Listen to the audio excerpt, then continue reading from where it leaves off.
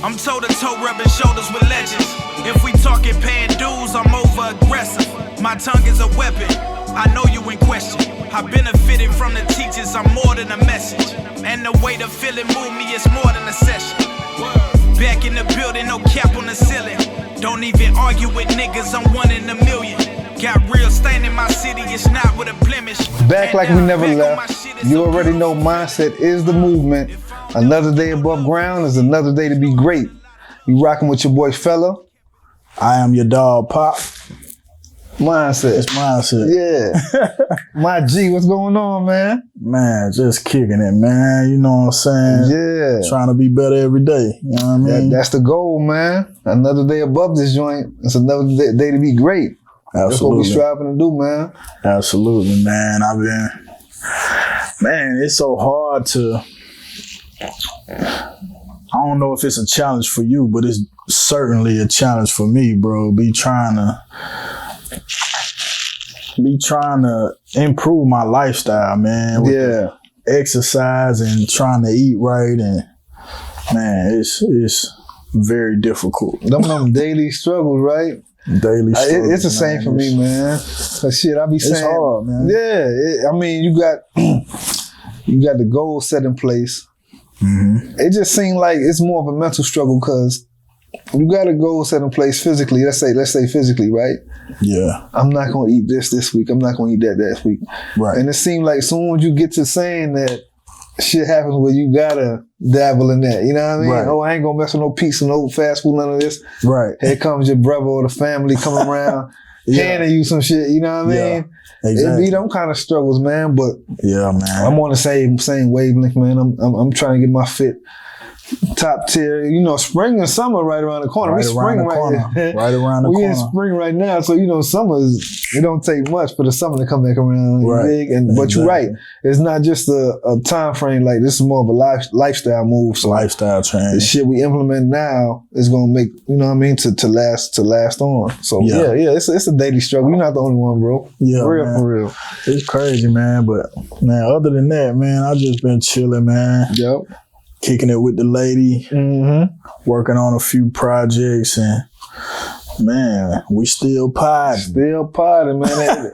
and for y'all who do not know, Pop does a lot behind the scenes as far as, you know, helping other artists out, as far as, you know what I mean, just a lot, gathering more information about things, the setup, he just got a busy schedule when it comes to the music alone. Right. So I know you always thinking of new ideas. You always, you know what I mean, helping others with ideas. So exactly, I know exactly what you mean when you speak on that. Yeah, for sure, man. It's a year of the grind, man. You know what I'm saying? It is. Don't nothing come to a sleeper but a dream. That's it, bro. That's it. Yeah, man. So we just trying to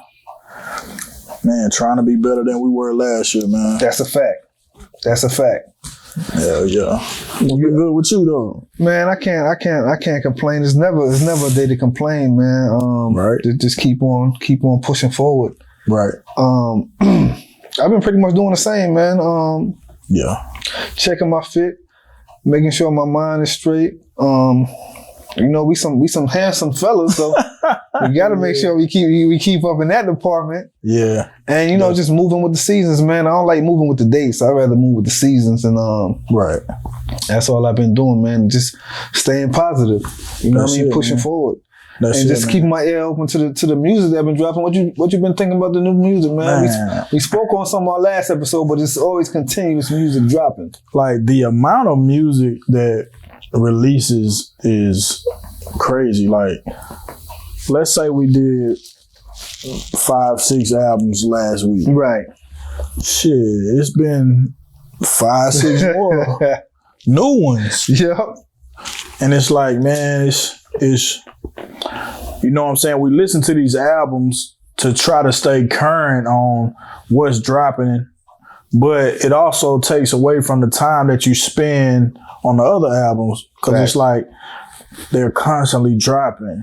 And like all these are pretty much mainstream artists, in my opinion. Yeah. It ain't just like some underground cats. Nah, these pretty much mainstream people. Yep.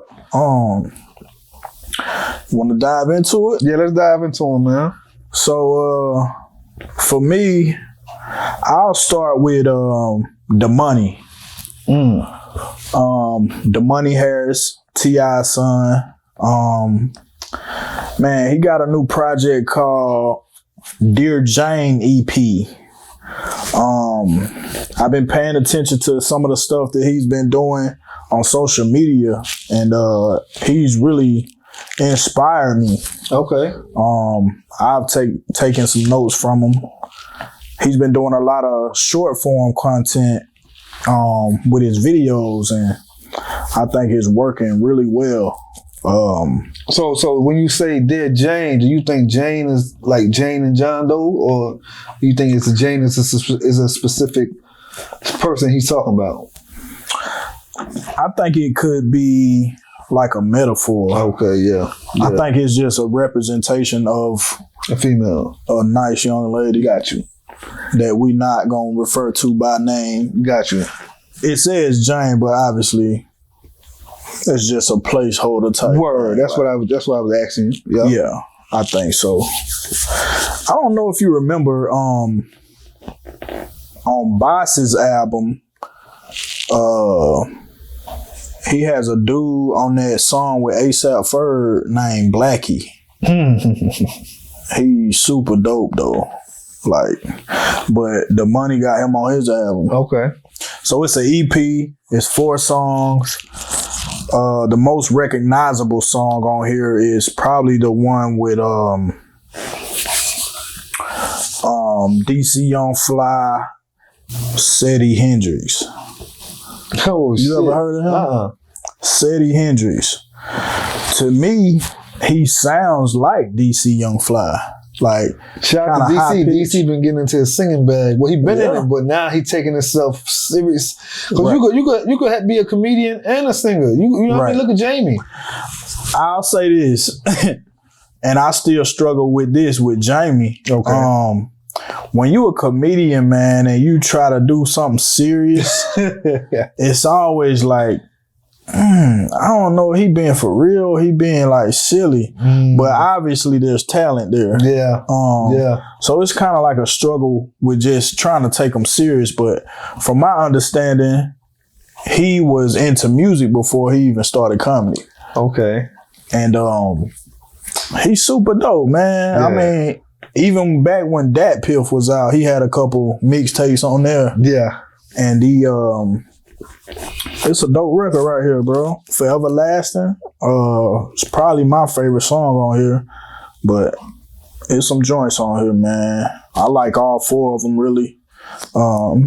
Henny and Crystals, a little weed here and there. He really got some like super laid back vibe type. Yeah. That's what when I look at him, that's what I feel. That's the kind of energy I feel from him. Right. Yeah. I feel like he's, to me, and not the way that he raps, but more so like how he looks, the dreads, the more comfortable fitting clothes. I feel like he heavily inspired by J. Cole. J. Cole. I feel the same way. And he, to me, he's in a whole different lane than his dad. Like T.I., I feel like he's in a whole different lane when it comes to like how he raps. You could tell he was listening to some different type of music.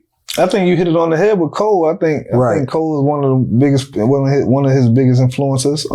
Right. Now, just mentioning his pops, you think we're going to get some records with him and his pops? So, from what I know, I think they got a couple songs together now. I know they performed one before, maybe at like the Hawks game or something. Okay. Which was dope as hell. Yeah. His oldest son, I think his name Messiah. You know, he on some like rock type, but he produces too. Okay. So, I think he produced the song that T.I. and Domani is on. That's so it's kind of right like, it might be called like Family Affair or something like that. So I love to see Domani. I would love to see more though. Yeah, all of them. I ain't gonna say T.I. I would love to see the two brothers. Yeah, doing music together. Yeah, you know what I mean? Cause he got a whole different style. He more like Andre 3 Stacks-ish. Right. He dressed way different. Mm-hmm. Nigga ain't worried about getting no haircut every week. Like a black hippie. You know what I mean? Yeah. Like a black hippie type shit. Yeah. Got the high-waisted pants on, you know what I'm saying? Yep. Just, they say history repeats itself. Yeah. So it's kind of like, for me, it seemed like he going back in time a little bit. Yeah. Ain't nothing wrong with that. Hell yeah, man. So, shout out to Domani. I think the album is dope, man. It's dope to see you mature and, you know what I'm saying, create your own path. It's dope to see it. But you'll call it, it's more like an EP than an album, right? Because I'm sure it's an EP. It's an EP, yeah. Yeah. We be looking forward for the album to come because, yeah, for sure. Like I said, there's 4 songs on there, so I think anything less than 7 songs is considered an EP. Yeah, okay. Like 8 and over is like considered an LP. Yeah, yeah. But the next project I want to talk about, and it's probably, and it's hard to say because there's so much music that drops, but Sir got an album out, man, called Heavy. Shout out to Sir. Sir from TDE. Yeah. Man, this they heating guy, up over there, ain't they? They heating up, dog. I said it. I hate that they dropped so close. Okay, yeah. Him and Schoolboy. Yeah. Like, I would have gave it a little bit more time, man, but somebody should have dropped in January. Right. Should have dropped a little earlier. Yeah. But this Heavy album, man, it's phenomenal. I think it's probably the best album out right now. I'm strong. that I've heard. Yeah. It's crazy, man. Anderson .Paak on here, Absol, you know what I'm saying? Isaiah Rashad, Ty Dolla $ign. It's some joints, man. I listened to it, gave it a spin yesterday, actually, and I've been staring at the love for 6 whole days. He got a hook on you already, He bro. got some, man, he got some super smooth stuff, which is more so what he known for, but he got some stuff that challenge the genre. Mm-hmm. Like that, the song I'm singing, that 6 whole days. Right. To me, it kind of goes into like a country song when the chorus comes, and then it switch back, like the beat switch. It's the same beat, but the rhythm changes. Okay. So let's say, like, the clap, put it like this, the snare is in a different spot. Then when the hook comes, it's like, it speeds up. Okay. Yeah. Yeah. But super dope. I think, yeah, I'm gonna go and say it, man. It's the best one. The best. No, just from the few songs I've heard, yeah, I can't complain with that proclamation. You dig? Yeah. Sir seems like the type of artist to take time with his music before he pushes it all the way out. Yeah. He seemed like he definitely get you in that mode. Yeah. Yeah. He definitely took time with this, man. Yeah. It's like, you can really tell he spent some time. Even the melodies he's coming up with, man, it's refreshing to hear. Right. He's trying different things. He got the Nothing Even Matters. It's kind of like the Lauryn Hill, D'Angelo flip. Right. Yeah. Shit, dope, bro. Like, you should definitely. Yeah. I'm gonna dive deep in it. Like you said, it's so much. It's a non-skipper. So much music, as you say. Yeah, it's so much out that some of the artists do go over your head. Right. Just like another artist, who we were just listening to. Right. The release date went over my head, but we'll jump into it in a minute. But you know what I mean? All these artists, you kind of gotta, you know what I mean? Hell yeah, man. It's crazy though, bro. I want artists to be able to get the respect they deserve off of what they created. Yeah. You know what I'm saying? Yeah. And it's hard to do that nowadays because it's so much dropping, man, and people are on to the next thing, the next wave. Yeah. If it ain't in your face every day on social media and other people ain't constantly talking about it, it's gonna get brushed to the side. That's the biggest statement you made, bro. We're not having enough time to really evaluate these albums that we listening to. Right. I mean, of course you're gonna listen to them at your own pace. You're gonna like certain ones more than the other ones, but wow, man. 10, 15 years ago, you had time, at least weeks at a time, to, oh man, let the album ride over and over and over. You know, let me get a good feeling of it. Right. You got so many sites that's putting out albums now. If you don't see you might brush through 3 different sites. Yeah. 5 different artists that you want to hear all in one day. You want to decipher the album. Right. And it's like, is this the track? Does this track that I like? Is this on his album or that album? Where did I hear this at? Yeah. You listen to it all in one day. You know what I mean? So it's kind of hard, man. And then I think, man, with the streaming, it's like we don't really remember song titles anymore. You know, it's hard for me too. Like, I feel like the album is one song. It's just, it's an hour-long song. Word. I gotta go back and try to figure out what this shit called. I just try to take the vibe as it was like one thing. You know what I'm saying? It's hard to even do it like that. There's so many beat switches now. That's true. But that's why I feel like certain albums aren't for me. Okay. Like no disrespect to Schoolboy. Right. But it's too up and down.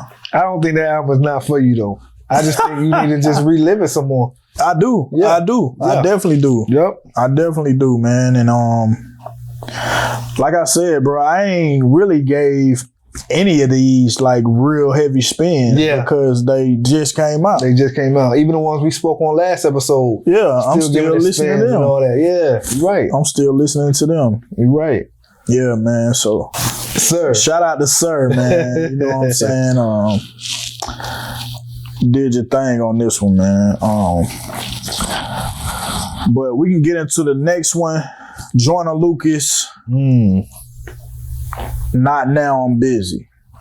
And man, busy, man. All the distractions, not now. All the favors, not now. Yeah. You feel what I'm saying? I'm in album mode, I'm busy. That's how I feel like he was on. To me, that shit kind of give me Benny the Butcher vibes. Like, everybody can't go. Yeah. Like, the title. Word. And then, I know we talk about artworks on here sometime. His artwork, man, I mean, it's his face, but it's blood splatters everywhere. So automatically, man, you get that shock value. He got the gold slugs in, got the little curly fro, you know what I'm saying? Yeah. Switched up his look a little bit. Yep. Already though, man, it's making a statement. So it's 17 joints on here.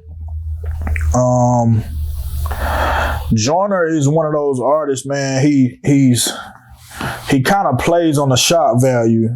He got a lot of videos that go viral. And I think that's kind of how he got his start. I think he directs all his own shit. He write all his own shit. And I think you gotta tip your hat off to that. Like, oh, you know who that remind me of? Who that? And I don't mean to sidetrack Joyner, but you good. That remind me of Crit. Crit? Yeah. Okay. Let me just make this statement because it's bold, but it's true. Yeah. Crit is one of the only artists. Just think about it. He getting 100% back of what he put into an album. Yeah.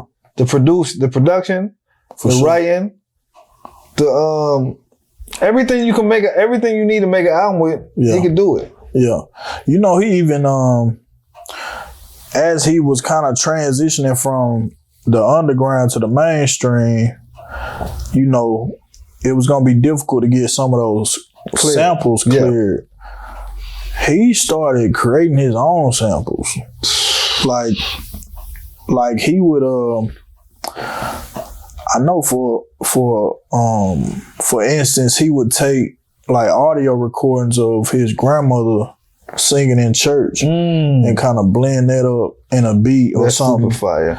Or he would take like certain sounds and create loops for himself to sample. That's super fire. He dope, man. Super creative. You know what I'm saying? Yeah, and he's from the rural South. The man from Mississippi, South, you know what I mean? So he had to force his way out. Third coast. Yeah, he had to force his music out. And one thing about Crit, and this is what I was talking about, bold statement. He could go get a whole feature right now. I guarantee you, if Crit wanted a whole feature today, Hov would do it. And I'm telling y'all right now, because Hov sees the artist that's really an artist. Like, right, he really puts his all into his craft. Yeah. The man don't beg other producers to work with him. The man don't beg other artists to work with him. The man, and he works at his craft. Like, shout out to Crit. Like, I just had to sidetrack that there because Joyner is in that same category of, you know what I mean, pushing his own artistry. Yeah. And that's what Crit been doing shit since I've known him. He been doing that. That's why I said, and like I've said, if he wanted a whole feature, he could get one.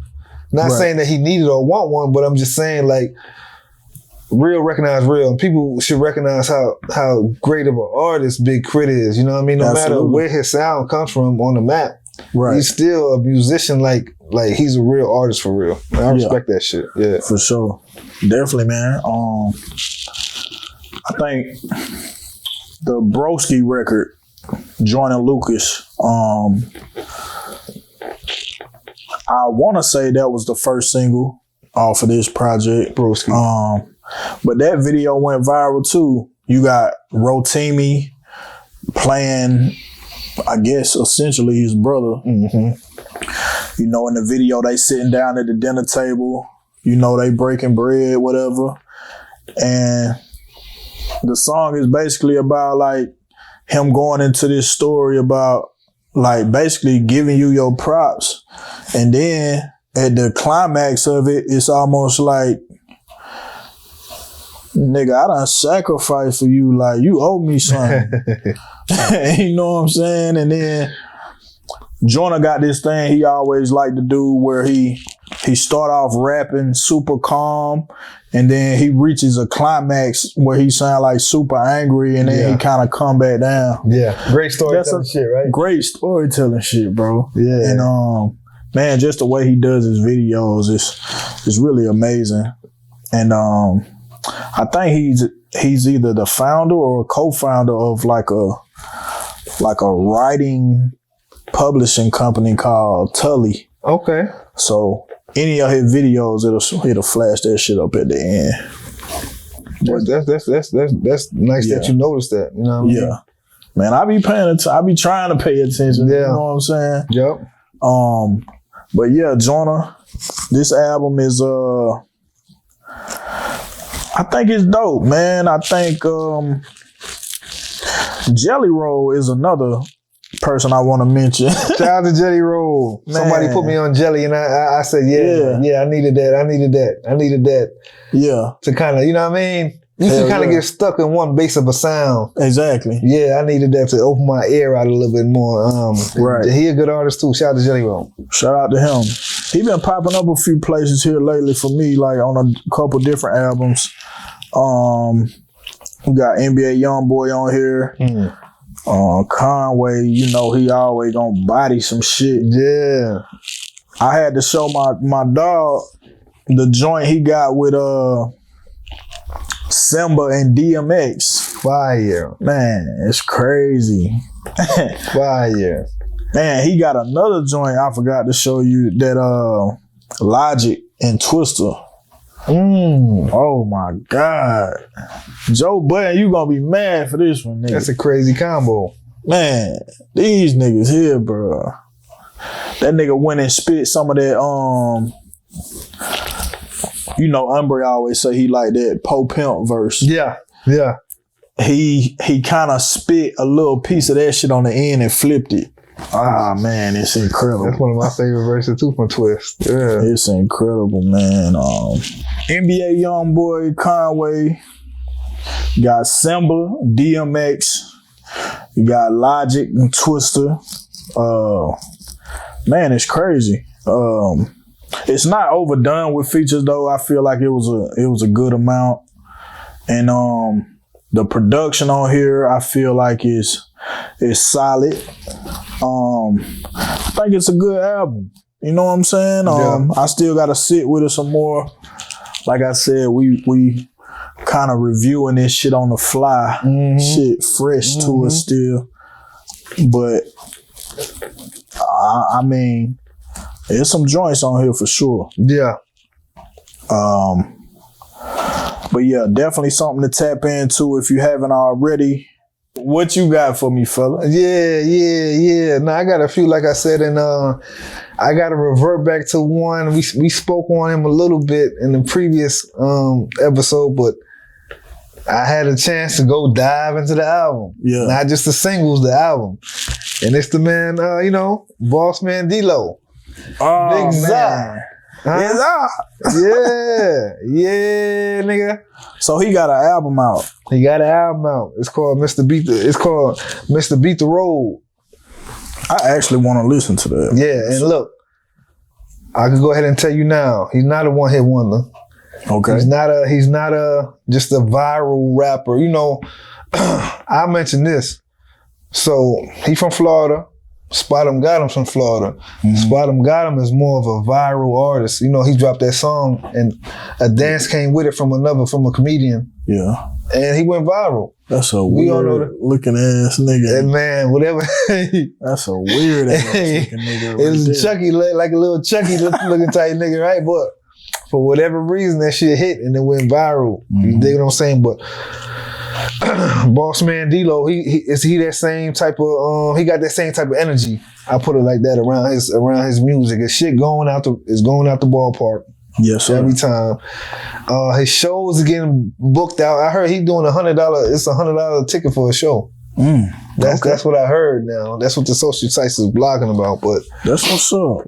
The hype is real, man. I can say the dude gonna be around for a while if he want to. Right. You feel what I'm saying? His bars are impactful. The crowd sing along with it. Right. You dig? And his theme, he just got a theme with it. This nigga just got the get money theme. Every time you see him, you got a 50 to 100K with him. Got a knot on him. You know what I mean? Smoking big blunts. But yep. He got some standout tracks. That Pressure, that's the opening track. I like that that Mr. Pie Scrape on that. Yeah, that shit hard. I just about to get into that. Yeah, he got some shit called Mr. Pop Scraper. You know what I'm saying? I'm Mr. Pop Scraper. Yeah, he talked the drug talk very well. Right. You know, and it's all for fun. Seems like the boy having fun. He definitely can't be mad at him. He got a track with Sexy Red Coat Come Here. It's just, you know, you could kind of hate on Sexy all you want to. But she going up, bro. She getting better as she go. She's not my favorite artist as far as female. She's not, but I can't hate on her. I don't have nothing. Yeah. I didn't like her. I could speak my truth. I didn't like her parading around while she was pregnant. I didn't like that.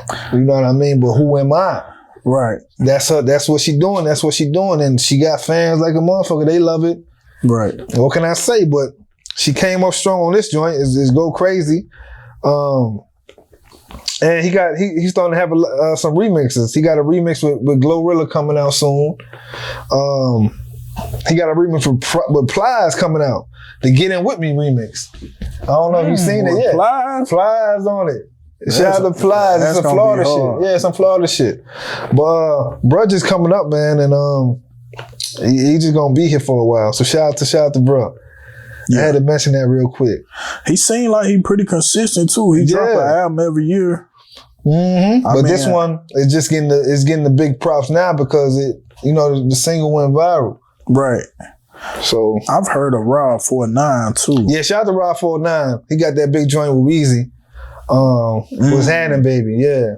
That's what it is. He a young nigga that's up too. I'm telling you, they got a nice little crowd that they moving up with. Yeah. It's building up. So they getting their shit together. That's dope. But yeah, I had to give my shout out to him. Another artist I got to shout out. It's a female artist, Pop.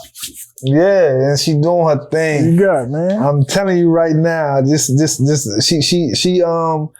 set the stage with a big single. You feel what I'm saying?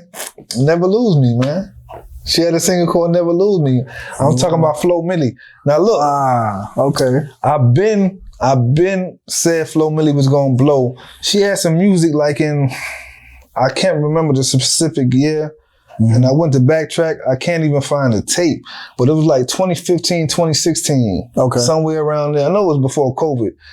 But I was like, damn, I kept hearing, I got the XM radio. I kept hearing a couple of her tracks. I said, who is this? She going crazy. Like, she could really rap. Yeah. And then I said, I looked her up. I said, oh, she out of Alabama. Damn, Alabama got them one. I did not know she was Alabama. She out of Alabama. She was New York. She out of Alabama, man. I'm like, what's going on? So, just getting more into her catalog. I said, yo, Shorty is she's definitely a sexy girl. You feel me? She has that sex appeal. She's bringing these chocolate girls is coming back. You hear what I'm saying? Yeah. It's really, you know, I'm a chocolate guy now, so it's like opposites do attract. They do, because I like me a brown one, I like me a red one, but I'm telling you now, I like all shades. But as far as the entertainment. Nigga, a pack of crayons. Man, I already spoke. We spoke on Coco Jones. I done started back eating Cocoa Puffs since I done seen her pop out. But nah, you got Coco Jones, you got Flo Milli, you got JT, you got these chocolate ones is coming out. You feel me? And they doing a big one. But nah, shout out to Flo Milli, man. The Never Lose Me. She got a remix with Yachty on there. She got a remix with Cardi on there. Cardi is on the remix with that. She got a couple different remixes with that one track. That's a major song. See, I like when people that's already established, you know, look out for somebody, you know what I'm saying, that they know they can help and bring up. Facts. I like that type of shit, man. Facts. Nah, and that's what I like about artists like her. Like, she's been working her way, working. It didn't seem like she took no breaks. Yeah. She just didn't get that big break until now. But she's been consistent. You know what I'm saying? I've been heard of her. I really have, and she's been doing her thing. Now look, she got 4 albums listed, right? Or 3 albums listed. Yeah. The first one is called "Oh, Why Is You Here?" It's called "Oh, Why Is You Here?" Right? Yeah. The second one is called "You Still Here, Ho?" That's crazy. And the third one is called It's Shock Value. The third one is called "Fine Ho, Stay." You see what I'm saying? See how she plays herself? Like, you can say what you want about me, but I'm moving the ladder. That's what I take from all these names. Like, who that whole thing she is? Oh, I'm the hoe that's up right now. Right. That's what she really saying. She got sex appeal, like I said. She's real. She's fierce and sweet. Because she'll get on the record and spit some fire shit, spit some fierce shit. But her sex appeal is real sweet and, you know what I'm saying, candid. And kind of remind me of Meg. Like, she's like in that field. You know what I mean? But I got you. I'm giving her major props. I think she gonna be in here as long as she wanna be here. Yeah. And that single, man, that shit is like one of the top songs since the past 5 years. Like, that shit right there. I don't even really listen to a lot of female songs, but I could play that shit right there all day. Yeah. Cause I ain't never had a bitch like her in my life. Like, hey, I'm telling you right now, Flo. If I see you at one of them shows, I might have to whisper something in your ear. Like, you might, you feel what I'm saying? It's on that type of level. Right. But now I gotta give her a shout out. Shout out to Flo. That's what's up.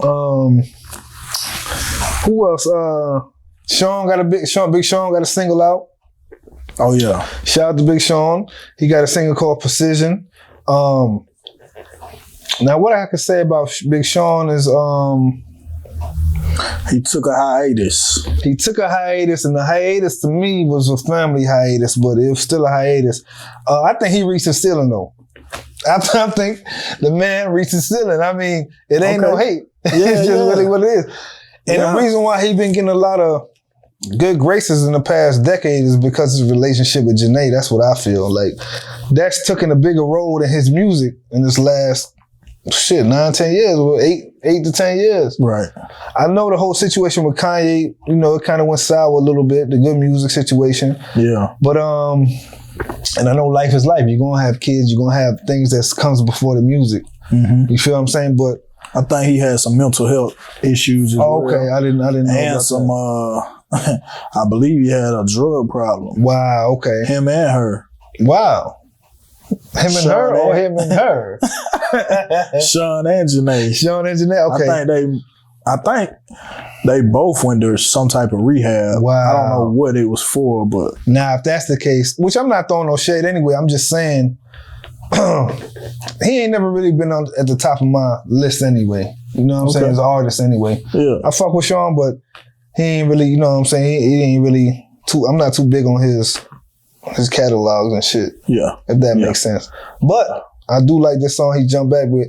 And Pop was saying before we started shooting that this might be a rollout track to use for the arenas. This might be a rollout track to use for, you know, commercials and even video games. It's just one of them tracks that you can put in a lot of different pockets. Right. And one thing I do like about the track is it has a sample on it, right? And the engineers, I love y'all getting into y'all been in y'all bag anyway, but I just love a good sample. I gotta give a shout out to Bray.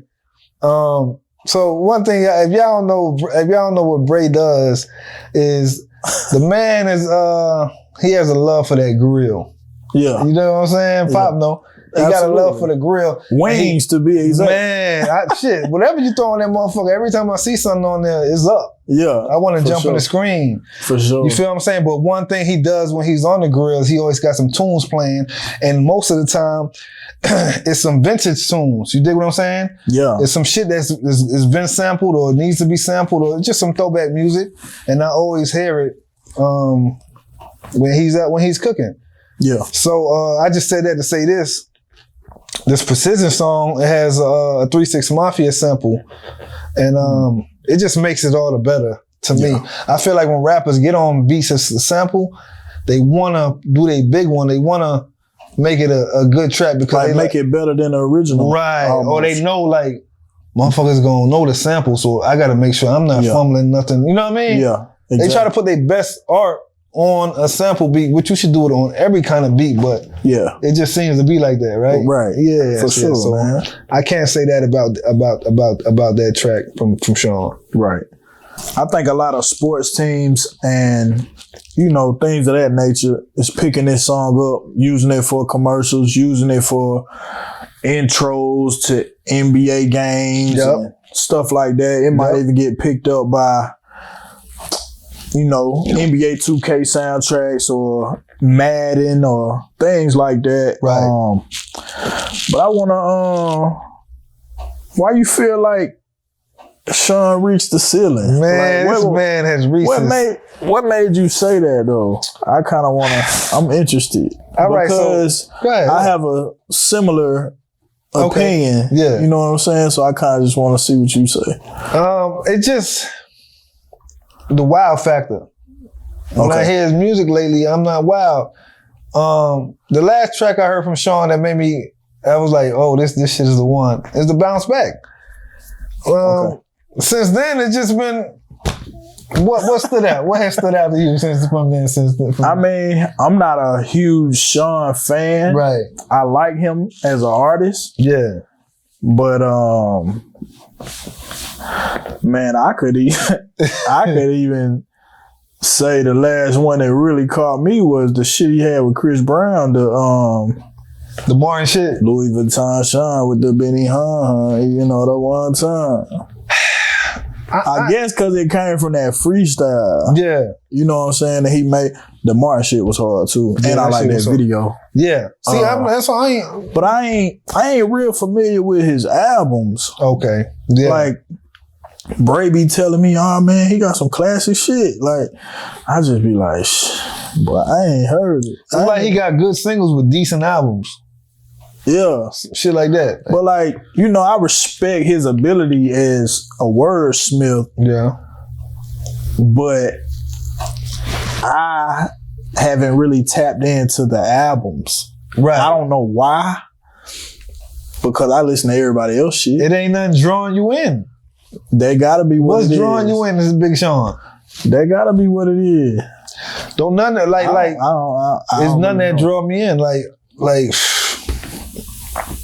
that's all I could do is shrug my shoulders. Like, you feel what I'm saying? Like the Good Music Group, right? Yeah. Him, 2 Chainz. So Big Sean, 2 Chainz, Pusha T, and who's the fourth? Kanye, right? Yep. They had Consequence too. Consequence and all that, you know. Yeah, and Common, the Grammy family, right? Shout out to Kanye for that. And John Legend. And John Legend, yeah. Y'all go back and check out that track right there, the Grammy family. That shit was crazy. That shit was phenomenal. But And yeah, Sa- Sean and Saha. and Saha, yeah, shout out to Saha. They had some. Yeah. It just I didn't. mean, It starts off with at the top. Kanye, Yeah. he juggled around with them. I say, Yeah. you know what I'm saying? It wasn't really a structured thing. Yeah. But yeah, Sean is. Don't get me wrong. I'm not saying he's a whack artist. That's far from the truth. Hell no. It's just nothing that draws me in to make me want to go dive into the album. It's just like, Yeah. now he does good on features too. I know one time he had a feature with it was Big Sean, Meek Mill, and Ferg. I don't know if you remember that. A song was called. Damn, what was the song called? That was a feature though. That was a track. It was 3 of them on the track. This was years ago, so I can't remember the name of the You track. know if it was an album or mixtape. Oh damn! Well, it might have been on Ferg's album. Okay. It might have been on Ferg's album, but I know they went crazy on it. It's like Sean always go crazy when he just throwing the verse in. Yeah. But if it's his whole track, I'd be like, you ever see that meme with a guy taking a damn earbud? I will say this about Sean, man. I don't really care for when he does the fast rap thing. Ooh, I kind of disagree with that. I kind You of like like that that in shit? that kind of bag. I don't like that slow rap shit. I mean, it ain't got to be slow, but it's like, What track was that? It seemed like he was crying to his motherfucking fans. It wasn't that Detroit track. What's the track where it's a slow tempo track? It's something like that. Like, I don't know if y'all gonna love me and some shit like that. Like the slower type melody type tracks he on, that shit, I could go hear that from somebody else. Yeah. I be feeling like I could get that same kind of type of energy that he putting out from somebody else. Yeah. Now when he does this like the back to back when he in his high pitch shit. Right. Yeah, I fuck with him when he in that fast shit. I got you. But I feel like Joyner does that too, and that shit kind of bother me. When he get into Like the fast track, it's like they be flowing so smooth with the beat, and then they'll just like speed up and come back down. I mean, Like, a lot of artists do that. Drake if you do that gonna shit. speed up, you might well rap the whole song that way. Kind of like a Twist or like a Logic or, you know what I'm saying? I think it really depends on the song. It depends on the song, and it depends on how it's placed. Yeah, the placement definitely. But like if you in the middle of a verse, like don't just speed up for 4 and then go back to. Nah, yeah, I could get that. I get that. Nah, There's a lot of contrast going on. Yeah, but so come with an album after this track, Sean, and maybe, you know what I'm saying? Yeah, I'm looking forward to the album too. Yeah, like don't get me wrong, I'm definitely looking forward to the album, and who knows, man? Maybe this be the one that wake me the fuck up. So for real, you know what I'm saying? For real, but yeah, I want to mention that, and hell yeah. Last but not least, man, we got to dive into the album everybody's been talking about, everybody's been waiting for. Since you know, Nas and Hit Boy dropped, they was like the biggest artist producer duo when it's coming to making these last recent albums. Yeah, I agree. We've been looking for the Future and Metro Boomin. You dig what I'm saying? We don't trust you. That's what they named it. We don't trust you. Who they talking about? Man, who they don't trust? The consumers who they don't trust, man. I think you could take it a few different ways. You know what I'm saying? It's all conspiracy. We do not trust you. know what I mean? But nah, Metro and Future, they've been working together for years. Metro's been working with a lot of artists for years. Shout out to Metro Boomin because his shit always booms. Yeah. He's one of those producers that's in love with his craft.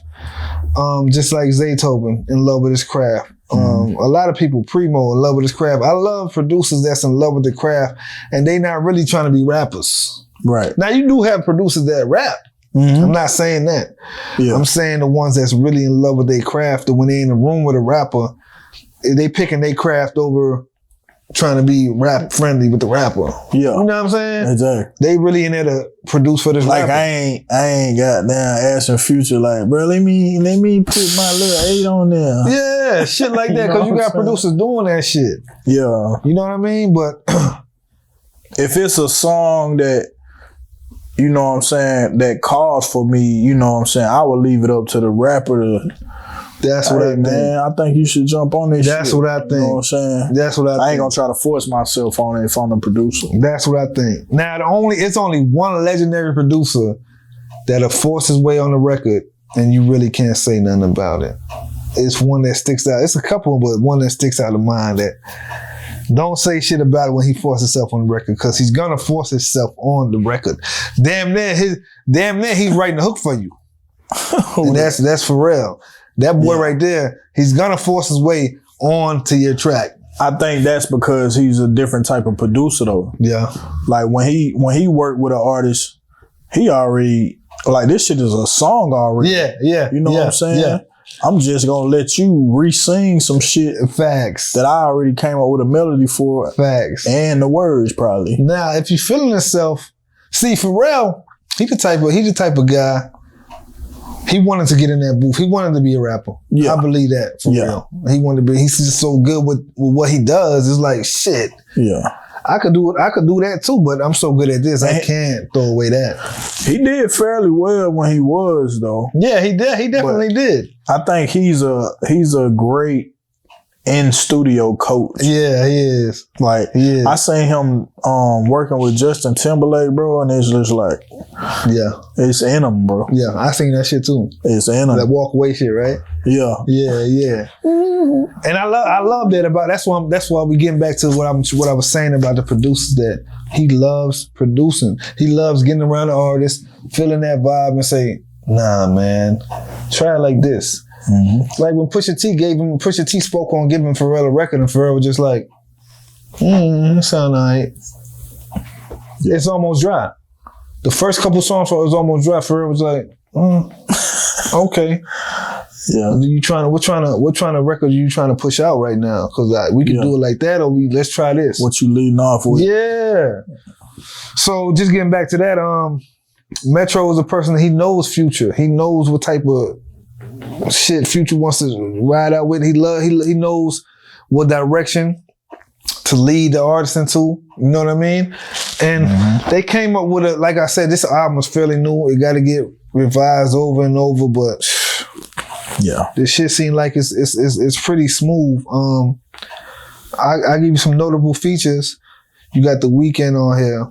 Travis Scott is on more than one track too. Mm-hmm. You got Rick Ross on here.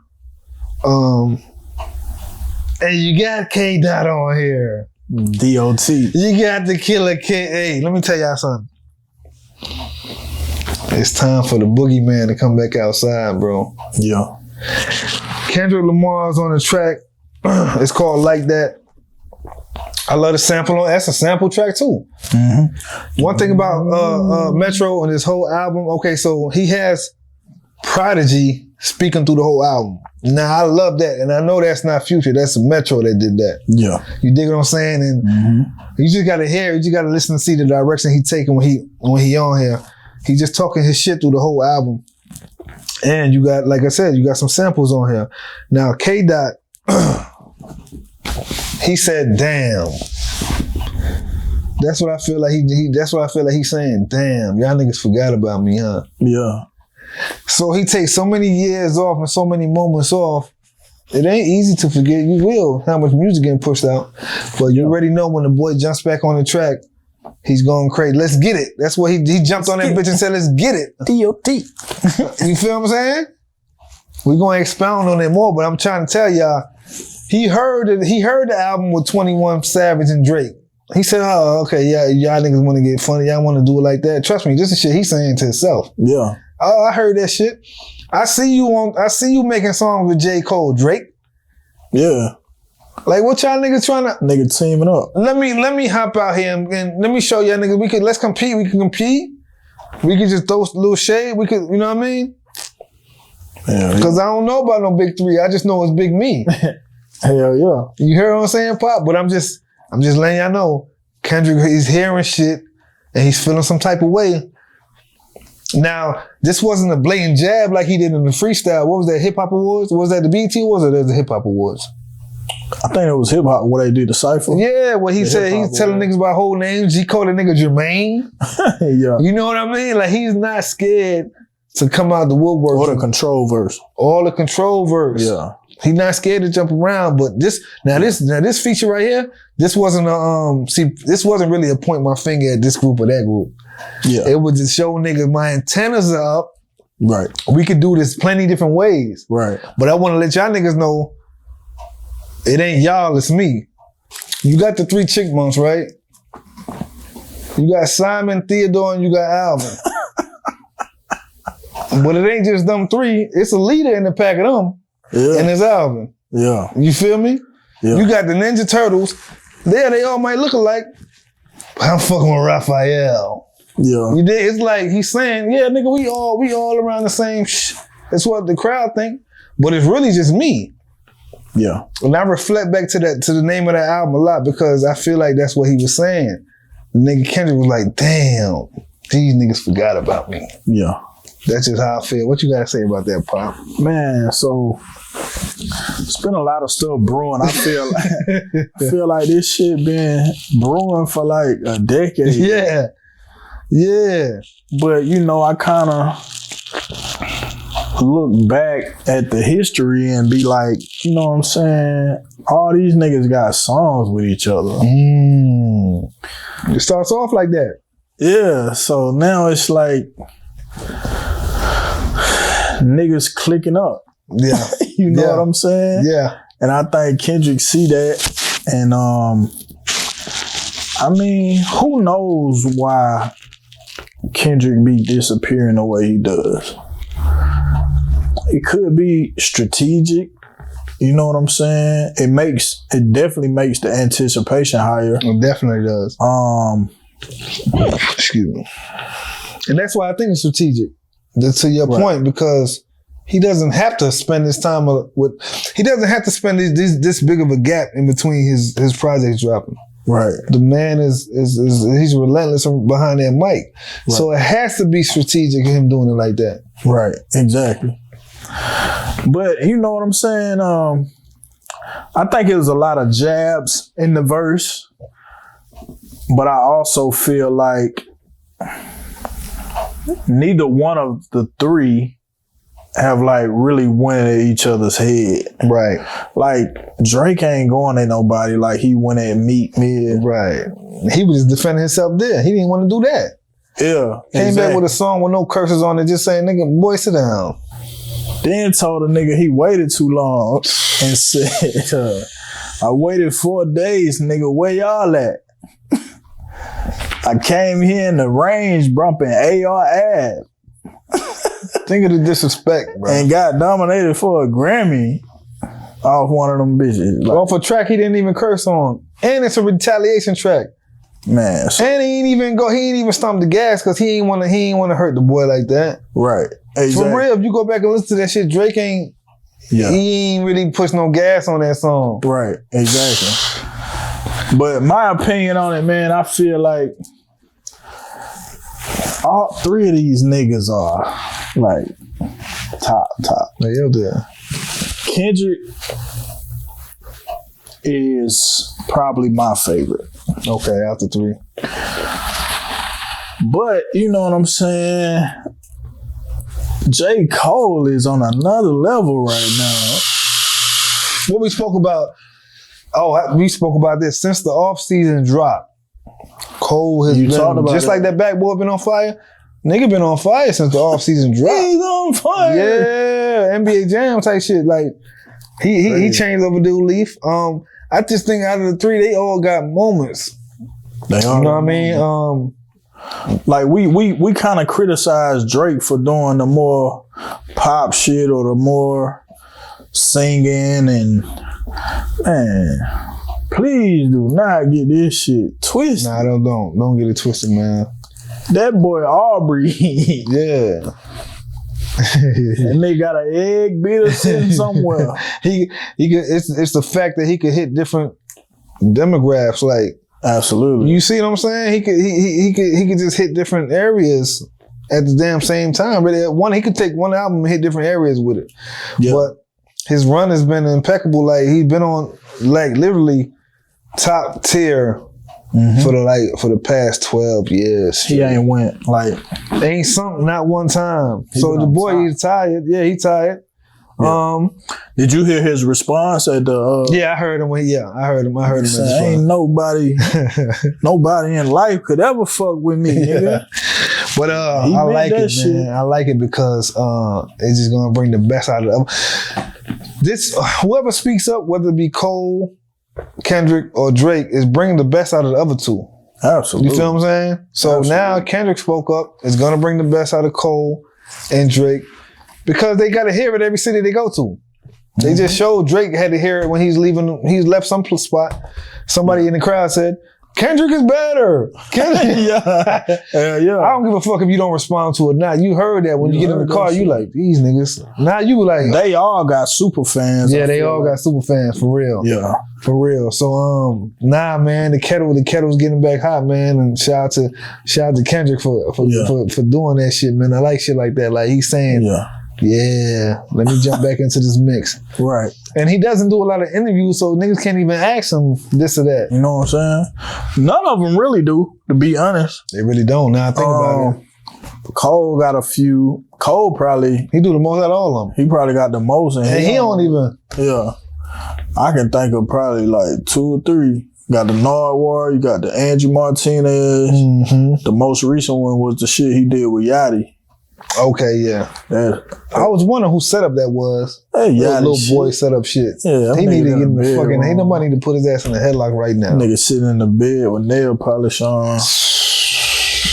Yachty got Drake wearing nail polish and shit. Kendrick gonna talk about that shit too.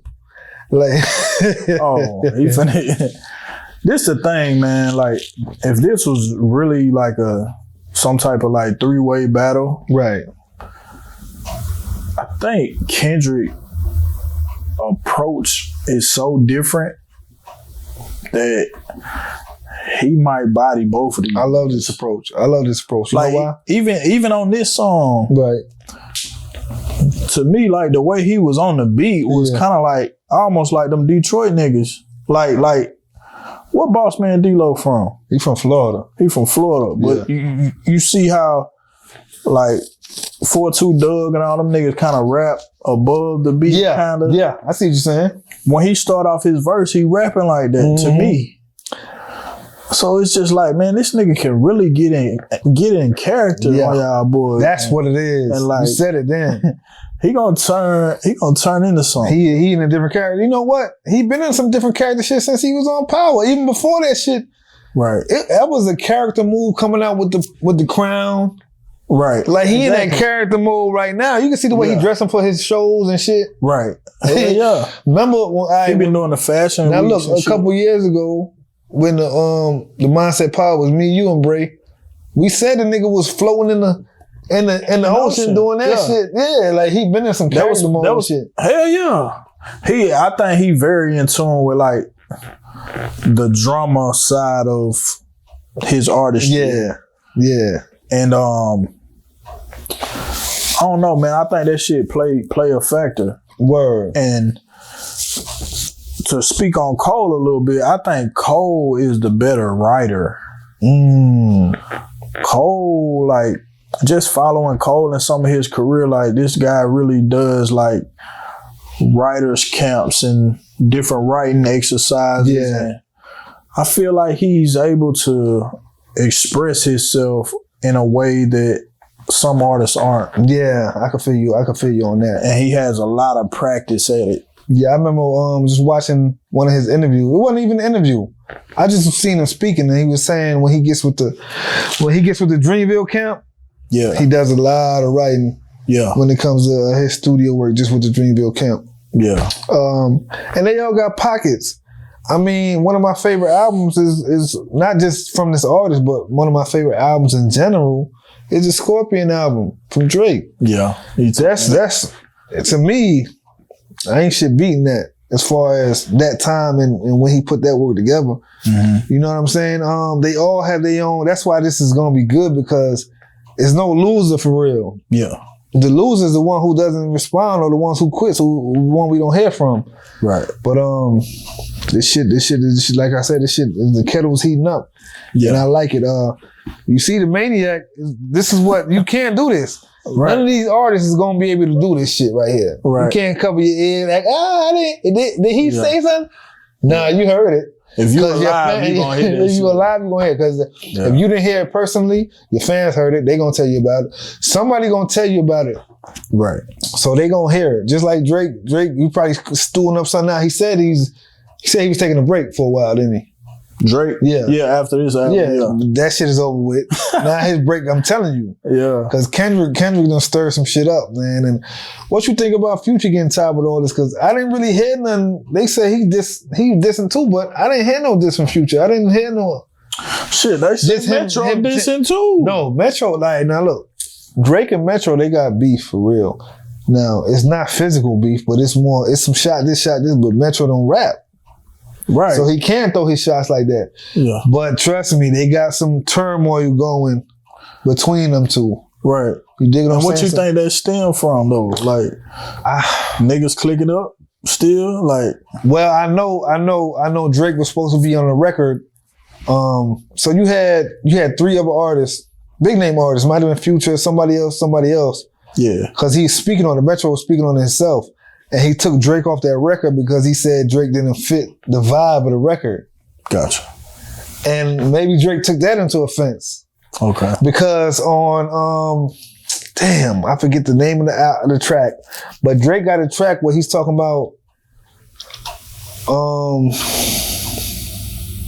so every day Metro does a tweet where he says, "Thank God that I'm alive," or "Thank God for something. Thank you, thank God." Drake got a song where he's doing that thank you shit. Okay. So it's like subliminal shots. Okay. Like you said, them niggas is never direct with what they doing, but they all hear shit. But I know Metro and Drake, they not on the same page. So people are thinking, okay, Metro can't rap. He got Future to rap for him. But I don't see no disconnect between Drake and Future. Right. And then Drake walking out the Future songs and shit. Yeah. This shit it's kind of weird right now. It's in a little weird space, but now there's some shit brewing. Now let me ask you this, like, do you think some of this shit is obviously real? Yeah. But I feel like some of this shit is make-believe. Like, some of this shit is just conspiracy. Shock value shit. I feel like if somebody put out a record, they may or may not be talking about anybody, but these conspiracy theorists will pick your song apart so much that they'll make sense. Yes, man. They'll make sense of like a beef that's not even really there. Yeah, you're right. So my question to you is, do you think, obviously this shit ain't like, if I see you, it's on sight. Right. It ain't that type of party. Nah. Ain't no bang bang shit. Nah. I actually like it because it's like competitive sparring. Yeah. Like, and to me, it seems friendly. Like, it don't seem, like, it's all music. It's all hip hop. Right. It's all, you know what I'm saying, back and forth. So do you think it's like something that the internet is just taking hold of and just blowing it up? Right. Or you think it's like some actual validity to it? Now, that's a great question. I'm going to answer it this way. This is what it is. It's artists taking what the internet's giving them and just throwing it back to our face. Yeah. That's exactly what it is. So Kendrick, with him mentioning it ain't no big three, it's just big me. Yeah. The world and the internet got people thinking it's a big three. Yeah. Whoever even said it was a big three. Yeah. He didn't say that, you know what I'm saying? So Kendrick was saying, okay. Well, that's what they said in first person shooter. Oh, okay. Is it K-Dot, is it Aubrey or me? Yeah. We the big three, like we started the lead. You right. But right now I'm in like Muhammad Ali. That's what he's feeding off of. Yeah. So people take that and like, it's a direct response. But he knew, Kendrick knew when he said that they was going, they was going to put it in that place. Right. So he like, let me let y'all decide what it's gonna be. I'm just gonna throw it out there. Y'all decide what it's gonna be. Yeah. Cause he easily could have said, Jermaine do the same shit he did last time, point niggas out. But he said, nah, y'all wanna make record and shit? Let me just throw the record out and then let them determine. So I think it is like how you were saying, like, it ain't make believe, but it's like, in my opinion though, I kind of feel like the shit that Cole said on that record was kind of like giving props. Like, we the big three, like we started, the only part I think could be taken as like a diss is right now I feel like Muhammad Ali, like he feel like he the greatest. Knocking motherfuckers out. Like y'all niggas beneath me. Yeah. But, I mean, if you're an artist, you supposed to feel that way. Nah, see what you doing. Now, I feel like he dissed NBA Youngboy. Yeah, he not part of the motherfucking. he on the outskirts of this shit we got going on. Yeah, but like outside of that, it wasn't no real diss. Nah, but even then, he was just saying the record straight. That nigga said, "I made sure you know that I hit you. Like I'm on your call ID." Fuck all that. So I ain't shooting no strays, nigga. If I'm coming straight at you, I'm coming at you. Okay, yeah. And I'm probably gonna name drop. So when he say K-Dot, is it RB or me? It's kind of like, nigga, I'm giving y'all props. Like, y'all niggas. That's the issue. That's the issue right there. You doing the same shit these NBA players and NFL players doing these days. And what's that? Let's motherfucking, after the game, I'm gonna dap you up. I lost by 20 today, but I still want your jersey and shit. I want to take friendly pictures. I want to smile with you and shit. Yeah. I don't want to do none of that shit with y'all niggas. Right. I feel that too. You know what I'm saying? We getting too cool with this shit. That's what K-Dot's saying. This shit, y'all making this shit too friendly and shit. Yeah. Let's compete over some records. Let's motherfucking talk shit. And it ain't gotta be no, I'm pulling up to your hood and shit like that. No. Right. Use your artistry. Use your what made you reach this level. Yeah. And let's spar. Let's go back and forth with some words, with some scenarios, with some. Nigga, this ain't no big three, nigga. This is big me, nigga. That you shit feel hard. me? So it ain't like Kendrick saying.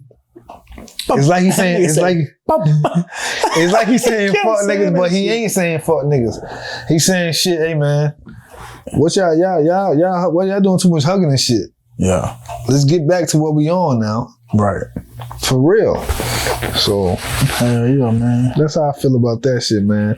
It's gonna be interesting, you know what I mean, to see that shit unfold and who responds. Word.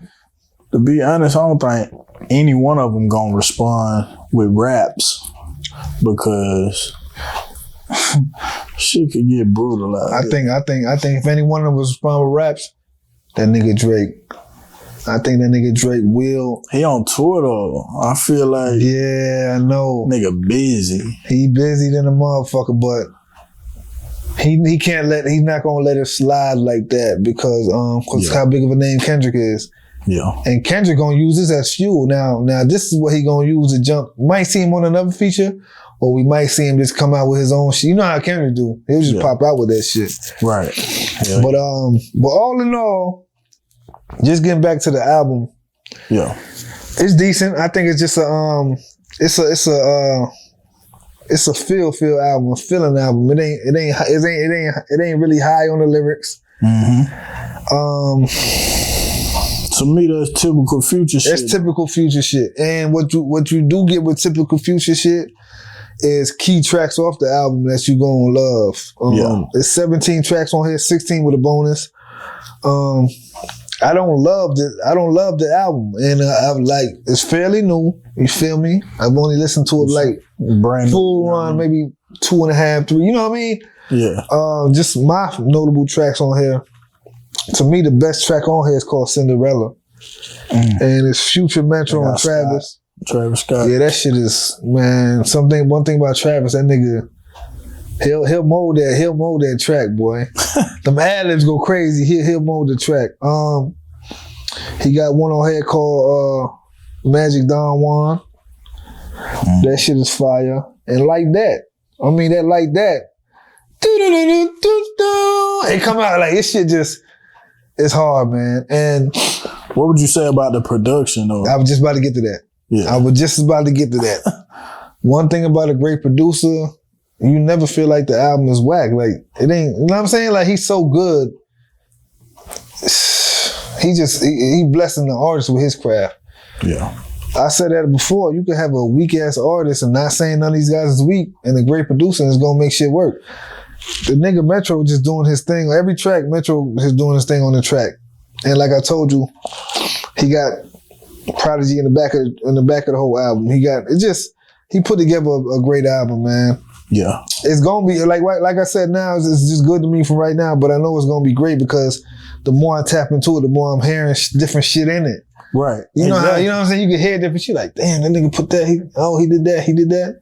Yeah. So shout out to Metro, man. His shit is always top tier. And that's how I feel. You know what I mean? They put some good shit together. Right. Yeah. It's just getting overlooked because of the K-Dot feature. Right. But hey, they don't care. They love the shock value. And I kind of hate that. Yeah. Like, because niggas going to the album just to listen to that one song. Did they know that when they put him on the feature though? Because he ain't been out. Yeah. And two, man, you know, when they first put it out, I think it was like a surprise feature. Okay. Like it didn't have any names on it. Wow. Okay. Got you. But I think now, you know, everything is popping up. Yeah. But I think when I first listened to it, it didn't have no names on that bitch. So before we get off of this shit, right? Right. Do you think it's going to be more artists who's in cahoots with both of them to pick sides? They said Ross picked the side. They said Ross unfollowed Drake off of shit. Man, Ross need to see that. Like, nigga, he done reached his ceiling. Him and Meek Mill. Them niggas shit. Yeah, them niggas shit in yeah. I don't know if I can say Ross hit his ceiling. I don't know if I can make that statement because he going surprise you. He going backwards. He at a standstill right now. I wouldn't say going back. I say he at a standstill. Because your creativity, like once your creativity start lacking, ain't nobody challenging you. Yeah. You know what I mean? Yeah. I feel like you're not putting as much effort into the sound. That's how I feel, bro. That's how I feel. I don't know, man. Now Meek is just too much shit going on with Meek. It's taken away from his artistry, and I mean, I ain't felt since that dream, since the intro track. Damn, and that was. Yeah. I mean, it's hard to beat that. It's hard to beat. It's hard to beat that. You know what I'm saying? Even for your own music, but. Meek, I think he just spoke himself out of a direction he was going. Like, it's just too much antics with that dude. Right. I left his music alone. I can't even just leave that alone. Yeah. Hell yeah. But yeah, man, it is what it is. Hulu put out a special. This Freaknik, man. The Wildest Party Never Told.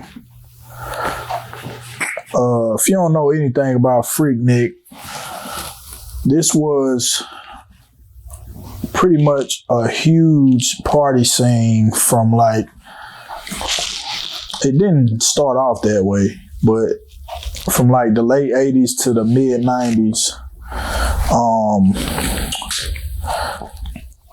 And Hulu put out a special about it. Basically, the special kind of dove into, you know, how the gathering started, and it was produced by Jermaine Dupri, 21 Savage, Uncle Luke, and who else?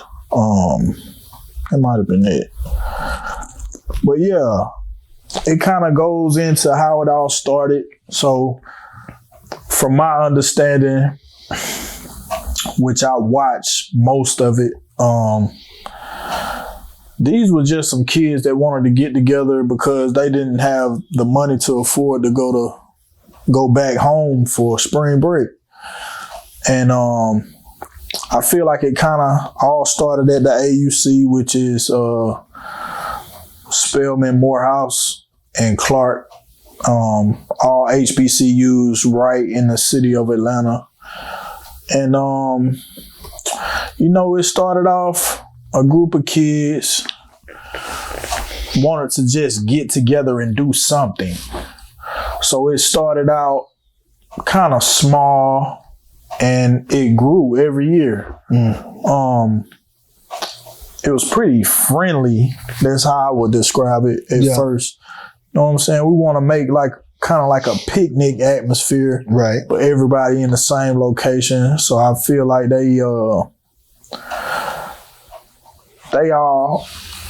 had like a common ground, whether it be like a park or something like that, which I think it might have been Piedmont or Centennial or something like that. And then it kind of, obviously, more people start hearing about it every year, and then it started growing and kind of developing into something else. And then celebrities started to come, and then, mind you, these were college students that started it. Yep. Shit, nigga, by 93, it was 40, 50-year-old niggas out here with video cameras. And that's where the shit get nasty at. Like, now, Freaknik brought this city a lot of money, though. Yeah, for real. Like, but man, it just morphed into something else. I didn't think they knew it was gonna do that in the beginning. Right. But like, man, by the time 93 hit, bro, it was a shift. It was like it was planned. Yeah. Well, for one thing, so many people were coming from LA, people were coming from Detroit, people coming from Florida, everywhere, dog. That's when the shift happened. When you see people coming from out of state. People coming from out of state, whether it be college kids or, you know what I'm saying, just random people. Word. And, bro, they would come down here and like not have no hotel reservations, no shit like that. Like, they sleeping in their cars. They might come down here and it be just for a weekend. Like, that's why they like, shit, we can sleep in the car. Nigga, just right. Weekend. And then it became like so big that they couldn't contain it. So what started in the park now is like the park is full and it's overflowing into the street. So now you can't even travel like just regular commuters. Yeah. Like, you can't even travel no more because it's hundreds of cars just lined up back to back and everybody's outside their car playing music and just having a good time, shaking their ass. Yeah. And, you damn nigga, you gotta get out of the car to move around. Exactly. You gotta park that bitch or leave it in the street. Exactly. And man, they just couldn't contain it no more. And then I would say 83 and on up to 93 on up to 96. I think 96 was the last year they did it, which was the year we had the Olympics here. And it was a lot of like they basically didn't want that type of behavior being viewed by the people that were coming into the city. Facts. You know what I'm saying? Yep. Because it was just two different worlds. Yeah. But like when all the rappers started coming, like Uncle Luke, and you gotta think, man, a lot of people moved to Atlanta because of Freaknik. Like people like Too Short, Eric Sermon, all them cats moved down here for that shit. Yep. And man, it just turned into something else. And I mean, if you talking to people, if you know people that went to it, they had a good time. But like, just from like watching the doc, it just became like super aggressive, and I'm sure it was tons of like sexual assault, and man, it just became like disgusting, and people didn't want to be a part of it anymore. Yeah. Yep. Hated that they was viewed in that kind of light. Right. I could just say for me, is growing up in New York, right? Mm-hmm. Of course, I'm all the way out the loop. And my age too, so yeah, I know y'all that come from a decent sized family. Yeah, and you can't get nothing from your mom or your pops. Who you gonna go to? You're gonna go to that cool uncle you got.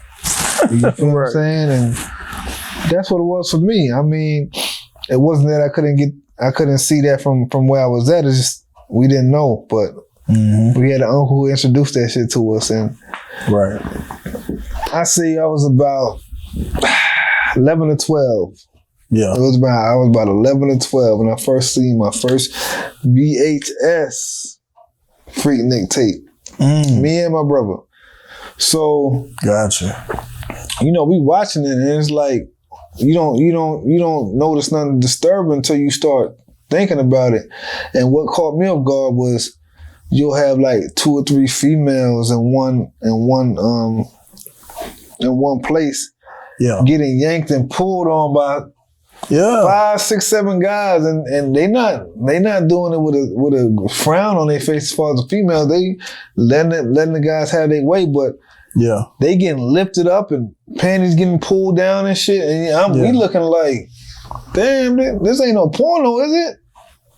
Because that's what it turned into. That's what it turned into. You had music in the background, like hip hop music or whatever, and it just seemed like people having a good time, but it just looks, it looked like it was something wrong, but it wasn't, but it was type shit. Yeah. You know what I mean? Exactly. So coming up, but in our eyes, we like, damn, where they at? Yeah. Where they at? We asking this shit, oh, this is in Atlanta. Yeah. Come to a few years later, a good handful of years later, oh, we moving down south? Is this still going on? You know what I mean? But it was far gone. It was far settled from then, but it's just, I don't know, it kind of always starts as a small thing, and then it evolves to something that ain't the original scene no more. Right. And that's what happened with that shit. It wasn't planned to be nothing like that. Nothing that can't be calmed down. Right. Nothing where traffic couldn't get through it. You know what I mean? I'm sure at the end, when it was time to shut it down, they had plenty of reasons why they had to. Hell yeah. You know what I mean? You gotta think, man. Back then, nobody had GPS. Yeah. So you got these niggas down here from Detroit and LA and Florida. So when the party over, everybody on the interstate, bruh, and this shit is not moving. Yeah, good point. Motherfuckers just outside their car and this shit turned up, man. So like it's at the after party after the after party type shit, because we can't go nowhere. Exactly. But then like, man, it even got to a point where, like, say you got a pickup truck, you might have 5 girls on the back of the pickup truck. They all got skirts on. It's a nigga charging for the girls to show their shit. Oh, I see what you're saying. It's like a peep show. Peep show type shit. Like, I'm going to charge you $10 and get a little look. You know what I mean? Yeah. And they just riding around doing this. They changed it up, man. But like, man, it's folks just having full blown sex, like on the street, just walking around. But I think, man, it was, cause I mean, when it first started, it was all about like,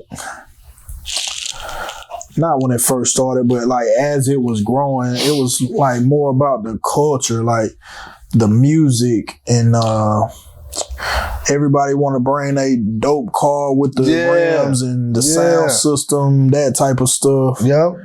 And then it even got to like, And this may be 96. This may be the last year or maybe the year before, but like big celebrities started coming, like B.I.G. performed. You know what I'm saying? Craig Mack, them type cats. Tupac, I think, came out one time. It's like big name artists. And then all the celebrities started coming down here, and then Uncle Luke turned that bitch up though. Oh yeah. I mean, 2 Live Crew, Uncle Luke. Come on, man, what you expect? Oh boy.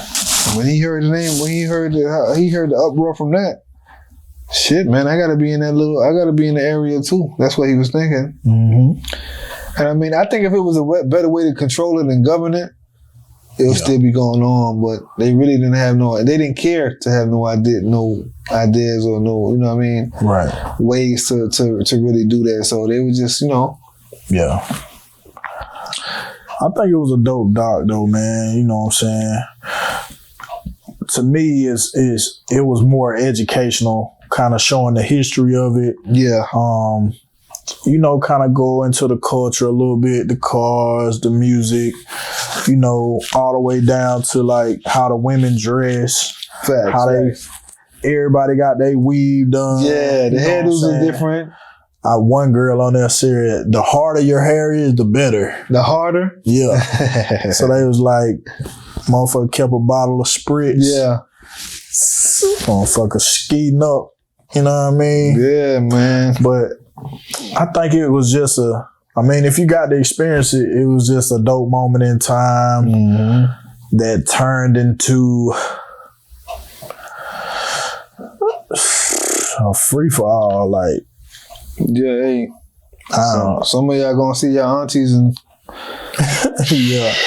uncles and shit on there. I mean, it's just what was going on at the time, man. It's what was going on at the time. But exactly.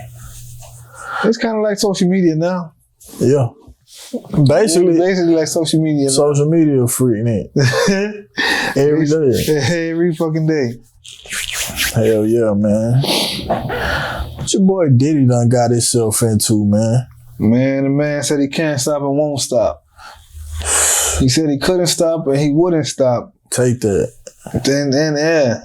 So the feds said take that. Man. But nah, shit getting out of control. So Diddy's estate, and I believe it's more than one. Was it just He had a LA location and a Miami location. So the LA location and the Miami location. And they was raided, man. They was heavily raided too.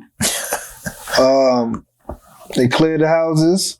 His kids was in there. They had to get restrained, cuffed and restrained. Zip tied. Because when they do these raids, as soon as they go into your spot, now it's their spot. So they can really dictate what's going on. So we clear the people out. We got to move around here and find what we want to find or plant what we want to plant or whatever it goes. But I kind of figured when the allegations and all that with Cassie started stirring up in, what was that, November?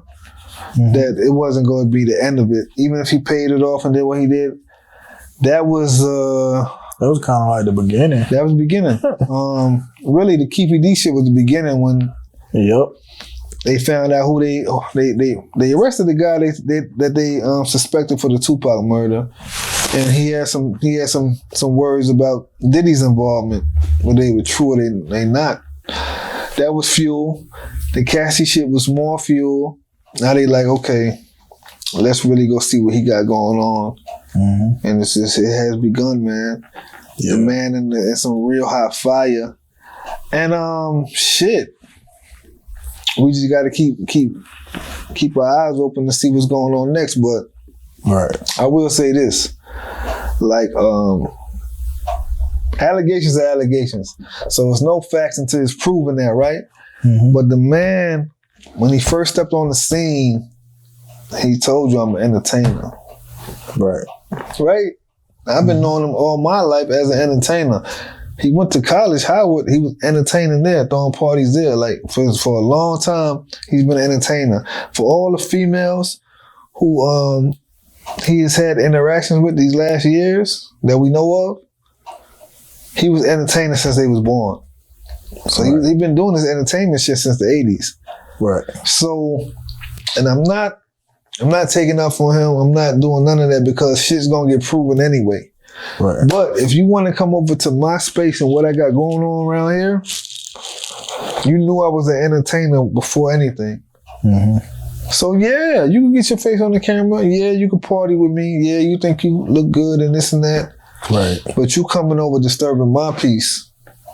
You are, right? For real, for real. Yeah. And if you're not, if I'm seeking you out, you know who I am. You know I'm an entertainer. Mm-hmm. I do a lot of entertaining around where I'm at. Yeah. That's really what it is. Like, until they find out these facts, that's what I'm going off of. Like, baby girl, you know what type of party this was, and you know what it could potentially be. So for you just come around for your glitz and glam, for the fame and all that, a couple dollars, or you might really have interest in me. Right. I'm an entertainer first. I've been entertaining the world. Yeah. So just imagine, I've been entertaining the world. Just imagine how I entertain behind closed doors. Mm-hmm. That's how I feel about the shit. It can get real nasty. It get real different. You know what I mean? But man, shit, I've never seen this a fire like this. Yeah. There's somebody who's been, we've heard of instances, but he really kept that shit away. Yeah. It wasn't as public. Just been rumors. Yeah, it kind of just been rumors and shit. You know, it has been that. And I just, it's another guy from the culture that's going under. This looks to be that. We don't know. You know what I mean? But I even saw let me see. Like right before I came over here, they had arrested maybe like one of Diddy's mules. Oh yeah, the cocaine shit. Yeah, the white guy. Yeah, the guy who flies his jets. Yeah, yeah. They arrested him. Yeah. So, man, just seeing that is kind of like, man, it's only a matter of time before they get to him. When they put the pieces together, right? Yeah. And, you know, I feel like there's been allegations that Diddy played, you know, a big part in it. And, but I think it's a big community. Did he play a big part in what? Like for one, the sexual assault cases. Okay, yeah. And then like there's allegations that he's in a like some type of sex trafficking, like a cult community. And bro, he's not the only one they're after, but it's gonna take some time for them to put the puzzle together. Man, I've been seeing a little shit. I've been hearing some other names. Yeah, bro. some top names, right? Some top names. Like, but dog, you don't get to $1 billion without doing certain shit. Doing crazy shit, like, yeah. And I mean, I hope it's not true, but the way he's kind of moving, it kind of look like it. I mean, the way I've been seeing him move lately is just getting out the spotlight, which is the way to move as far as right now. Yeah. But I think it's like, he gotta. It ain't a lot of laughs smiles lately for him. Yeah, like either they gonna find him, or he need to come out and say something. I see what you're saying. Like, I also think they raided his plane. Yeah. They raided his jet. Yep. I don't know if they found anything. I haven't heard. Last thing I heard, they located that he was in the Bahamas somewhere. That's where his jet landed. One of his jets. Yeah. Something about they was tracking it. Yeah. But I don't know, man. I think it's as far as like fighting it legally, I think he probably got one of the strongest defense teams. I think so too. As well as the other names that's floating around. He got a mean ass team too. Yeah. But you gotta look. they're using us to help take them down. Did you realize that? And when I use words like "there" and "us," the powers that be are using the entertainment community, specifically the musical entertainment, the people who's been fans. You think we putting the stories together? Is that what you mean? Like I think they're making us choose sides. Yeah. You feel me? They like, look, they'll throw a narrative out and then have us believing like, damn, Diddy did this or Diddy did that. Or they'll keep having memes pop up of Diddy doing negative shit or so-called, you know what I mean? Everything, YouTube to Instagram and all that. Yeah. Making us paint the picture that he's a bad guy. I really feel like they do that with a lot of people. Yeah, they do. They did R. Kelly like that. They definitely did Kells like that. You know what I'm saying? They did Antonio Brown like that. It's a lot of people, famous or not, that they do that, make us choose. You know what I'm saying? Right. I mean, and that's why I started off this conversation by saying the man has been entertaining us my whole life. Yeah. As far as since I tapped into hip hop music. Right. I've been knowing him as a high entertainer. And that's not saying he got the leeway to treat anybody like he wants to. That's just saying like, I feel like in all aspects of his life is some type of entertainment going around. Right. So when it comes to sexual assault cases or cults or any type of trafficking and shit like that, dive more into the details than the cover story, because the cover story has something to do with entertainment. Right. That's who Diddy is. Right. Now, it's kind of hard for me to believe that he's doing sex trafficking with younger girls when he has 3 daughters of his own. And I know, trust me, I know people that does things like this, they have kids too. I'm knowing that. Right. But it's just not now. That's an unpleasant look. Because if it comes to be true, then he needs that. He should get the consequences that's deserved for that type of stuff. Right. But I don't think he's on that type of time, especially with underage girls. Now, it's not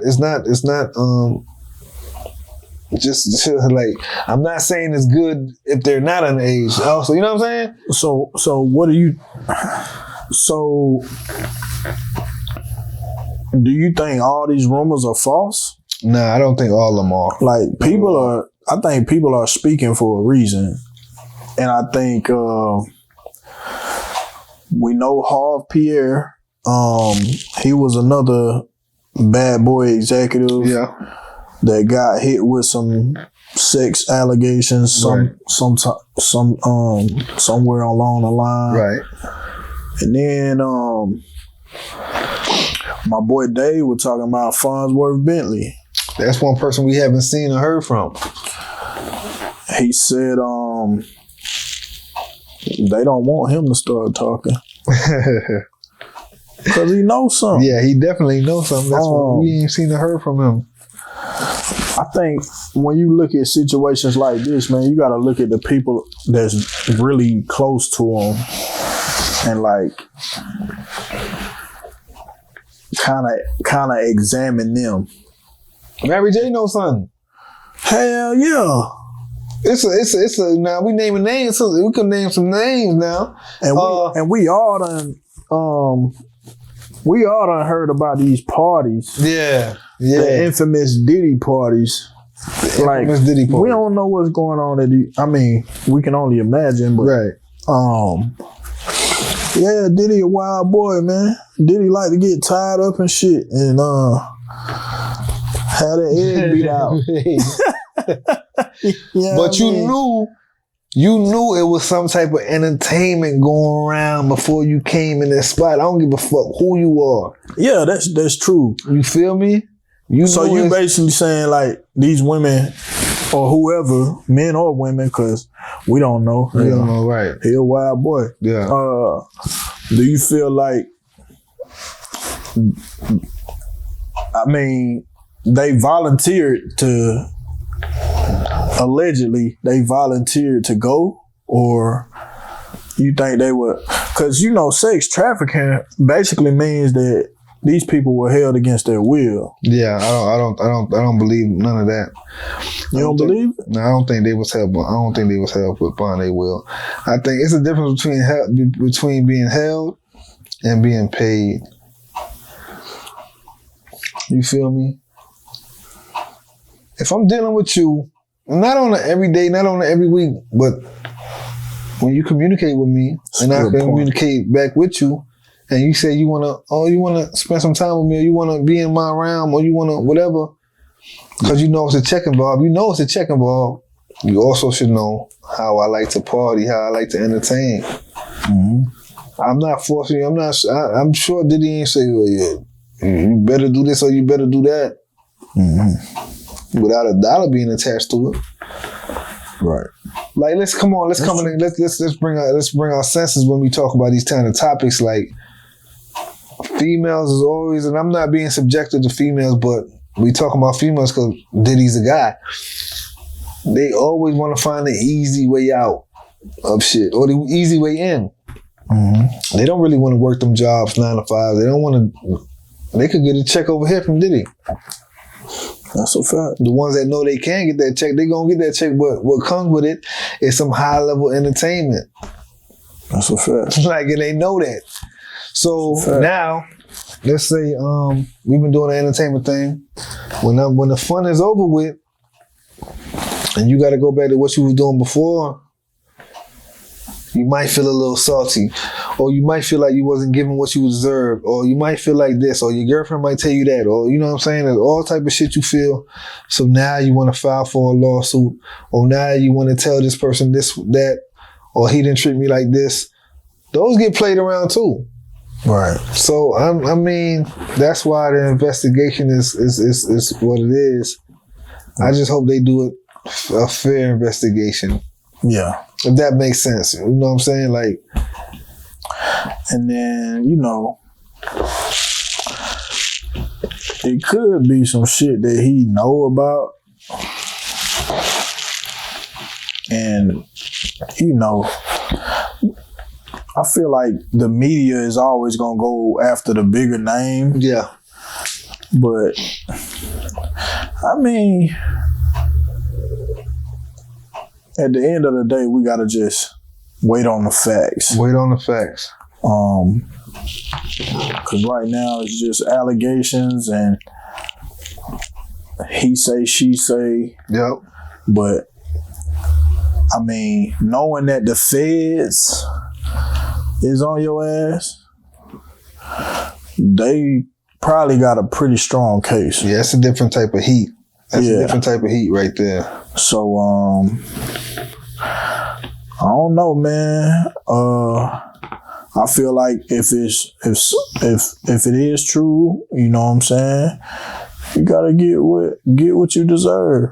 That's a fact. And it might be pressure. Them putting pressure on him because the information they want from him that he won't give up. You know, he knows shit about people older than him.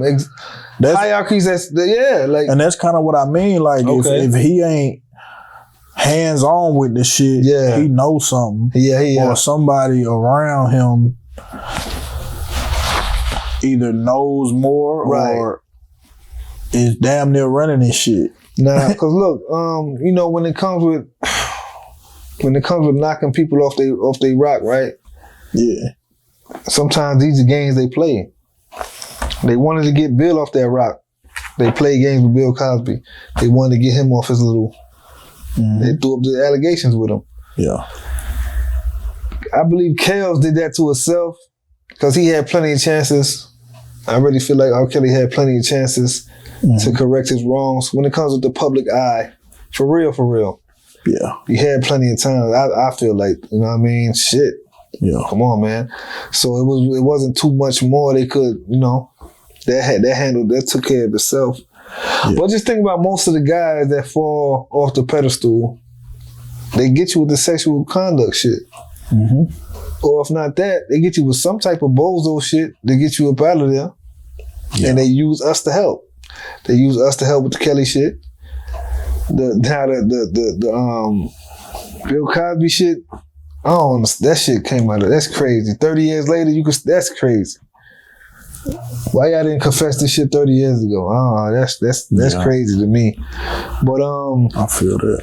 I don't know, man. It seems like when you high up like that, you kind of gotta stay in good graces with a lot of people.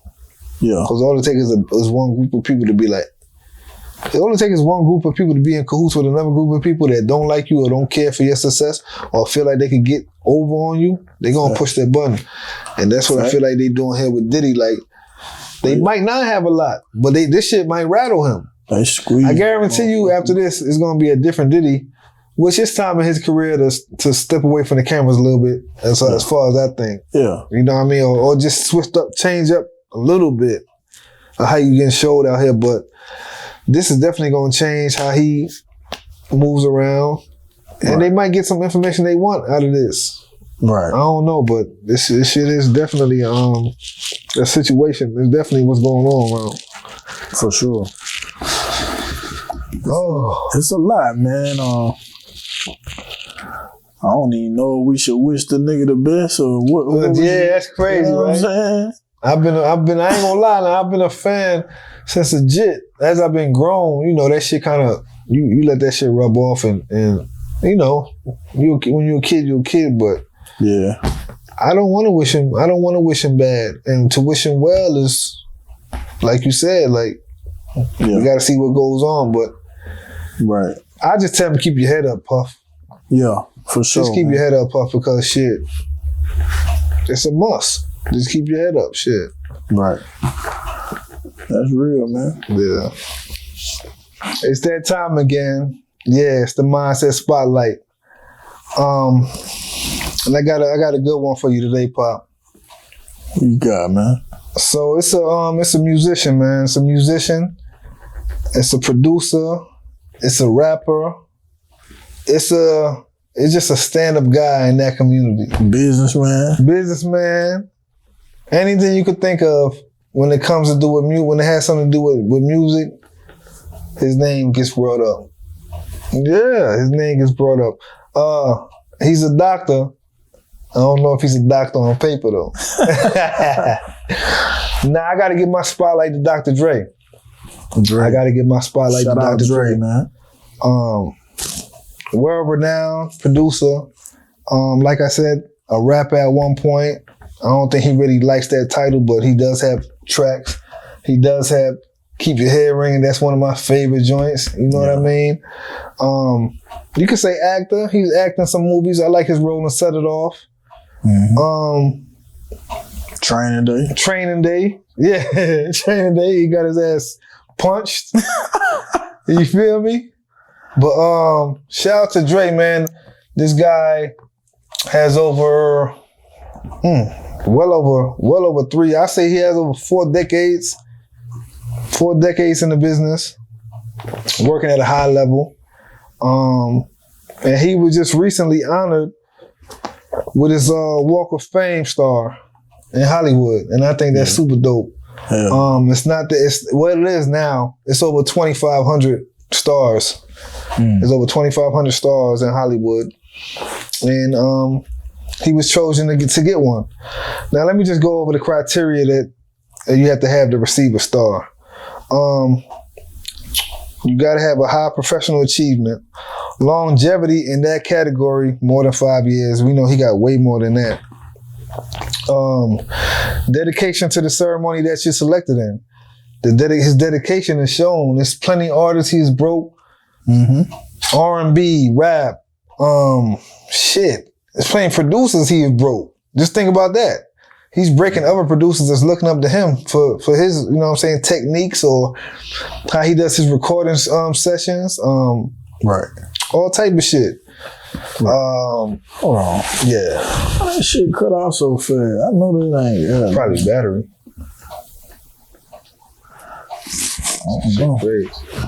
I might not have hit that motherfucker. Go ahead. You want me to start over? No, you okay. Yeah, from different acts to Miss Chalet, Ice Cube, Nas on the East Coast. I mean, you can name a plethora of artists. Anderson .Paak, Bruno Mars, 50 Cent. Who Eminem. didn't Eminem? Who doesn't or didn't want to work with Dr. Dre? Like, he really is a physician when it comes to this shit. I guess that's why he named himself the doctor, because and just with the samples, he started off early getting those soulful samples, them funkadelic samples. Mm-hmm. I mean, them soulful tracks, them funkadelic tracks, and turning them into samples. I mean, this Dre's just prolific with that shit, man. If anybody's deserving of a star, it's him. Right. I feel like he should have been got it, but I mean, it was time for him to grab that shit, and he grabbed it. I believe Snoop Dogg, Eminem, 50 Cent, those are amongst the people that was there to help him celebrate his star. Honestly, I've listened to a lot of rappers in their interviews talking about music, and I haven't heard them say one bad thing about Dre. I'm trying to think now. I still can't think of nothing. Now, his recording process is different. It's kind of slower. Mm-hmm. You know what I mean? You definitely take more time in the studio in the lab with him. But I don't think that's a bad thing. Nah. Just a perfectionist. Just man. A perfectionist. I know some people critique how he layers vocals. Yeah. He was like, people be like, man, you gotta do that shit 10 times, 20 times, you know what I'm saying? Word. And you know, the way we record now, man, everything's so fast. Yeah. Like, nigga pull the Pro Tools up, and you don't need all that damn equipment. Right. But I mean, if you really want to tweak every little thing, I feel like you do. And I think that's what Dre does, man. He has a trained ear for this shit. A trained ear, yo. And speaking on his trained ear, I believe that's what gave him the idea to create Beats by Dre. Absolutely. You know what I'm saying? He wanted y'all to hear, not y'all, us, everybody, the consumers of the headphones, just to hear the shit that he hears in his studio. Right. The clarity, the different specs, the different levels. I mean, it was a hidden gem, and now it's like shit. Yeah. I believe over 70% of the U.S. has purchased Beats by Dre before, and I said 70%. That's kind of like on the low scale, but yeah, he didn't have his way with the Beats by Dre. Yeah. I just think he's we all know he's top tier, but I just think he's still phenomenal, man. Is a guy that I don't think his shit is ever gonna go unlooked. Right.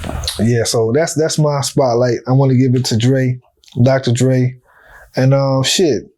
Just do what you do, Dre, to keep our head banging.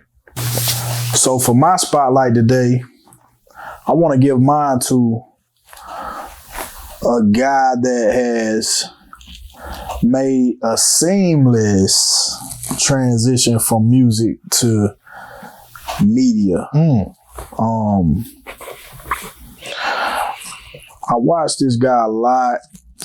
You know what I'm saying? I watch how he conducts his shows, how the dialogue goes, how he interacts with his staff, how his hot takes go viral, how he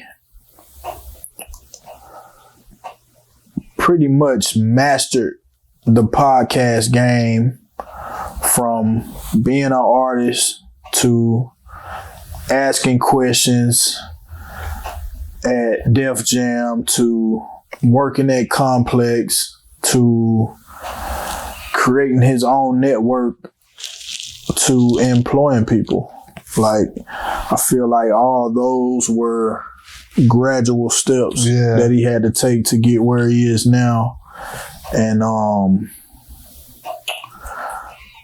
I definitely see the work he's put in to get to where he is, and I just want to commend him. And my spotlight today goes to Joe Budden. Joe Budden. Hated by many, I would say. You know what I'm saying? I feel like people feel like he don't really fuck with the younger generation as much as like some of the old heads. Yeah.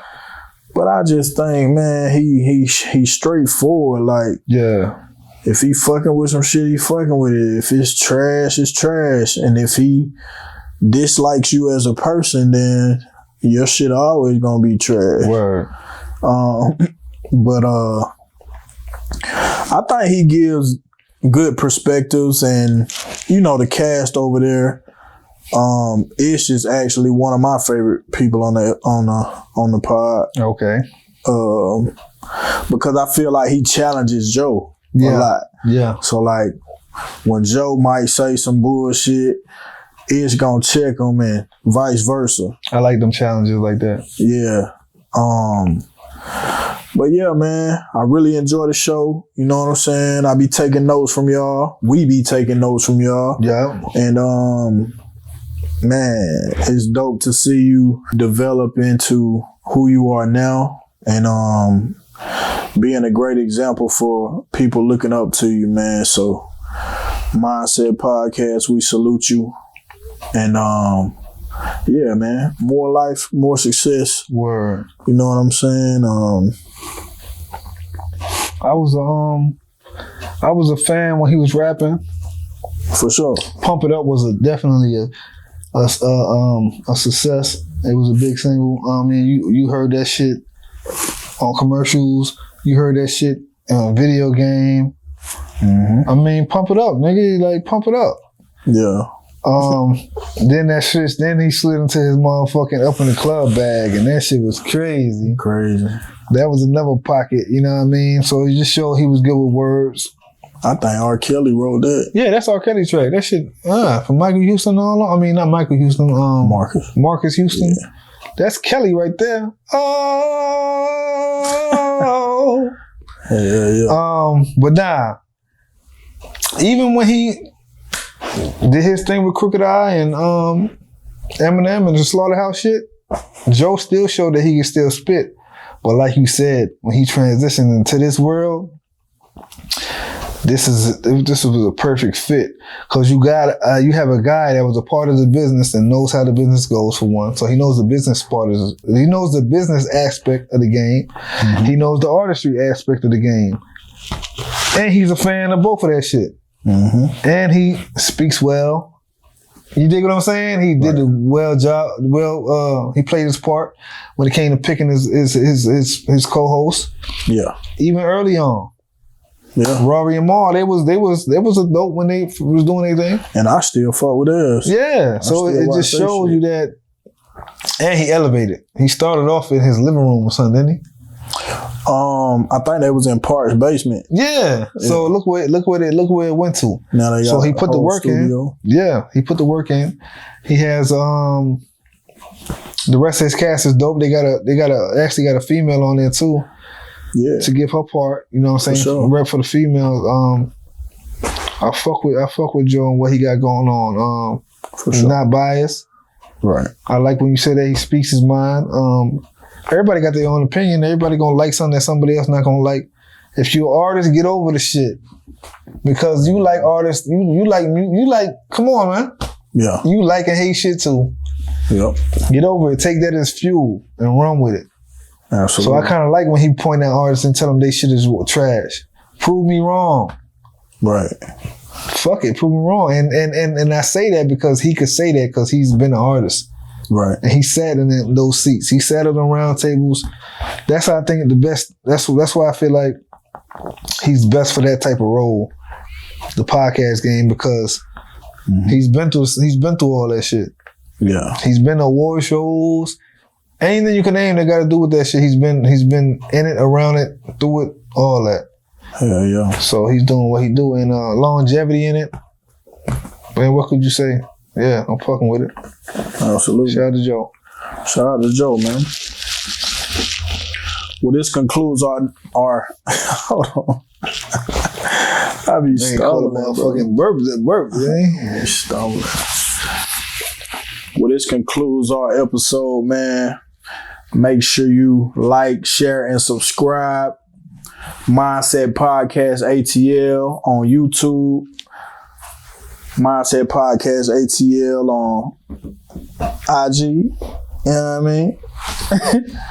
And something new that we have, man. We recently just got our episodes, the audio, on Spotify. Yeah.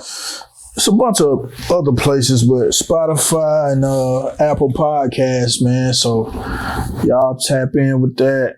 Mindset Podcast ATL, man. We got a lot more coming. Yes, indeed. Got interviews. We got, you know what I'm saying, a lot more dope conversations coming your way. Yup. If you ain't really too busy enough to catch the visual, like he said, we got the audio for you.